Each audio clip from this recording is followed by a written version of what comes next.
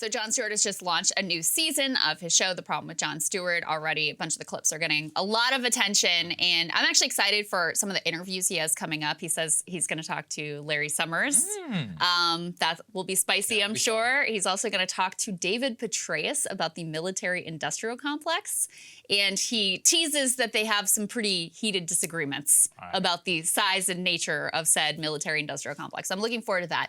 But in his initial sort of teaser for the season, some comments he made about the Wuhan lab and the whole lab leak hypothesis got a lot of attention. You might recall, I'm pretty sure we played it here. We definitely played it when we were on with Joe Rogan. I was going to say, we didn't end up covering it because we were on Rogan the very same day that it ended. That's right. Yeah. So he did a whole bit that was hilarious with Colbert about the lab leak and just making fun of the fact that, like, it's so obvious that this is the most likely explanation versus what was sold to the American people at the wet market. It's very controversial at the time, but it was also very hilarious. He reacts here in this clip I'm about to show you to the public reaction and freak out over this bit that he did. Take a listen. It was a pretty good bit that expressed kind of how I felt.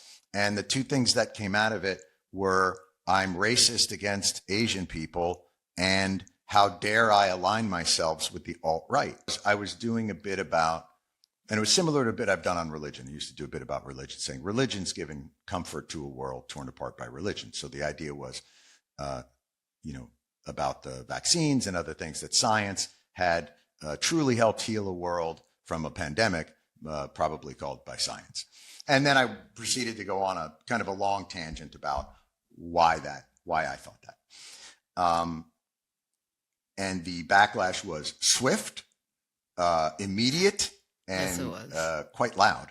Which is just a sign of something we've been talking about for a while, how even contemplating or giving any sort of credence to lab leak was coded as being a right-wing conspiracist. And it's the way, and it's the way that, and also, by the way, you were racist against Asian people, even though, as I've also said many times, like the wet market theory, if anything was going to be racist, that sounded a lot more racist to me, but whatever.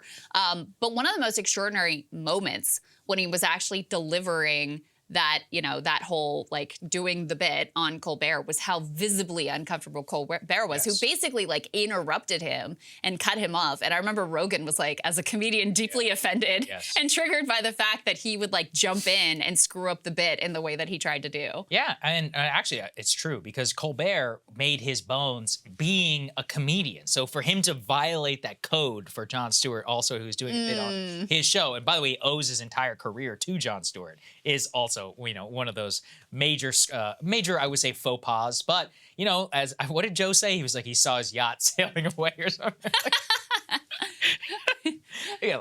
The whole thing, I think, was silly from the beginning. Glenn has been talking about this as well, about how Jon eventually had to not walk it back per se, but clearly was affected by the criticism. And I think that's the problem, which is, look, A, he was a comedian making a funny joke, and B, the reason it was funny is we all knew it was true. And the fact is that they couldn't and did not want to grapple with the facts. They didn't even want to allow it into pop culture. So the whole episode is one of the most embarrassing things that happened to the mainstream media. It seems like this just keeps happening too quickly. Like, we had 20 years or so in between Russiagate and Iraq WMD, but now it's like every 2 years we have a new one where they just cover themselves in glory, I guess. And never admit the failures. Just keep pushing forward, never acknowledge that the train wreck that just happened behind them.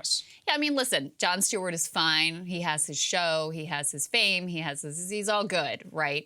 But I think the critique is more about, listen, if you're up and coming, you may not make that joke because you're worried about what it's going to mean for you in terms of your career prospects. And I also think outside of comedy, it's just a more meta narrative and commentary on the way that things get coded as Republican or Democrat or right or left in, at times, these really bizarrely arbitrary ways.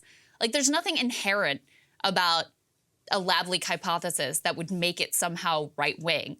But because Trump said it, then instantly it becomes part of this weird, stupid, partisan culture war that kept the media from actually investigating what really happened here for years. So it's not like it doesn't have any impact. Anyway, always, always insightful, always interesting to hear from Jon Stewart. I am excited about the upcoming season it'll be because fun. he does such a great job in those interviews one-on-one. I mean, he's just relentless. Maybe we should have him back on the show. I would love to have him back on. Let's It'd be try. fun. All We'll right. go for it. Producers, let's do it. Let's get it done. All right, we'll see you guys later.